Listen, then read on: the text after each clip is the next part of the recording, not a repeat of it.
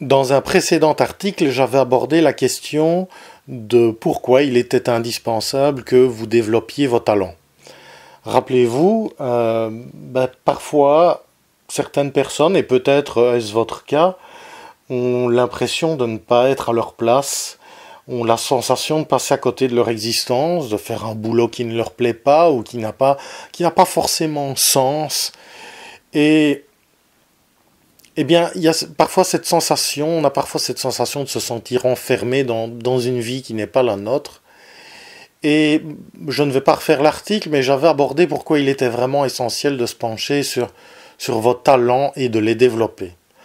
Alors, vous me direz, oui, mais bon, c'est pas toujours évident de savoir quels sont ces talents. C'est quoi un talent? Qu'est-ce que c'est?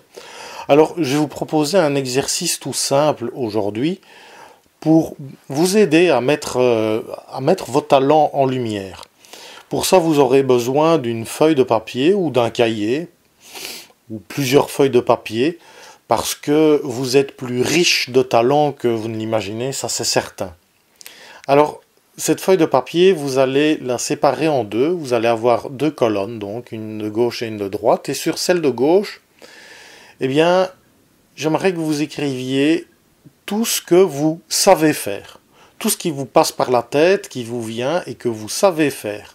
Alors l'exercice va vous prendre un certain temps, mais ne l'arrêtez pas. Revenez-y chaque jour pendant une semaine ou plus, ce qui sera bon pour vous, s'il vous faut plus de temps.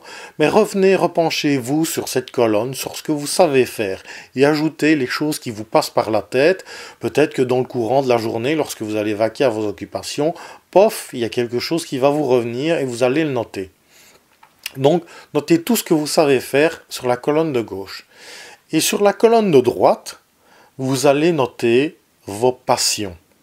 Tout ce qui vous passionne, tout ce qui a un intérêt pour vous dans l'existence, tout ce qui vous passionne maintenant et ce qui vous a passionné pour le passé et qui est toujours là et qui existe toujours. Ça peut être collectionner les papillons, ça peut être dessiner, sculpter, jouer de la musique, passer du temps avec vos enfants, etc. Notez tout et absolument tout ce qui vous passionne sur la colonne de droite. Et là aussi, prenez le temps. Prenez le temps qu'il vous faudra et peut-être des choses qui vont vous revenir et ah tiens oui ça me plaît, etc. Mais vraiment tout, c'est le tricot, ça peut être l'équitation, tout ce qui vous passe par la tête. Et une fois que vous aurez terminé, observez tous ces résultats, toutes ces colonnes. Et dites-vous que dans les passions et les habiletés que vous avez, les talents, plutôt les choses que vous savez faire, eh bien, dites-vous que ce n'est pas arrivé comme ça par hasard. Vous avez dû apprendre. Ne fût-ce que lasser vos chaussures, vous avez dû apprendre à faire ce genre de choses. Et ça a été une victoire quand vous l'avez appris. Quand vous avez appris à marcher, vous avez trébuché, vous avez tombé plusieurs fois à maintes reprises, et vous vous êtes à chaque fois relevé. Donc, tout ce que vous êtes capable de faire et que vous avez noté dans cette colonne de gauche, ça fait partie de vos grands succès dans l'existence. Ça fait partie, parce qu'il n'y a pas de petit ou grand succès, ça fait partie de vos succès tout court. Vous êtes arrivé à développer ça. Ça a une valeur quelque part. Et dans la colonne de droite, vos passions, c'est tout ce qui vous anime. Et regardez si ce que vous savez faire et vos passions, s'il n'y a pas une corrélation. Généralement, il y en a parce que les choses qui vous motivent dans la vie, eh bien, ça vous a incité à apprendre des choses. Par exemple, si vous aimez les papillons ou collectionnez les coléoptères, eh bien vous vous êtes intéressé à ces insectes, à ces animaux. Et vous connaissez très certainement beaucoup de choses sur le sujet, vous avez expérimenté beaucoup de choses. Vous savez où les trouver, comment ils vivent, enfin bref, voilà, c'est un exemple anodin, mais ces choses que vous savez faire, comment les classer, oui, voilà, tout ce qu'on peut faire avec cette passion, eh bien, cette passion vous a permis d'apprendre ces choses.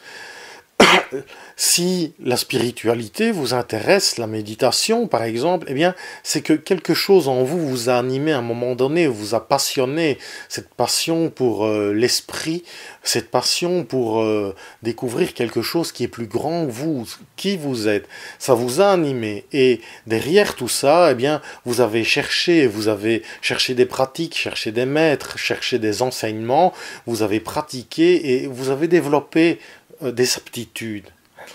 Et regardez dans tout ça si vous ne pouvez pas justement faire quelque chose grâce à ces passions, vous pouvez peut-être étoffer votre savoir et vos connaissances, peut-être aller plus loin et peut-être qu'avec une petite formation ou peut-être sans, vous pourriez changer de profession, vous pourriez vous lancer comme indépendant ou créer une entreprise ou que sais-je, monter une association ou faire quelque chose en tout cas qui fait sens pour vous.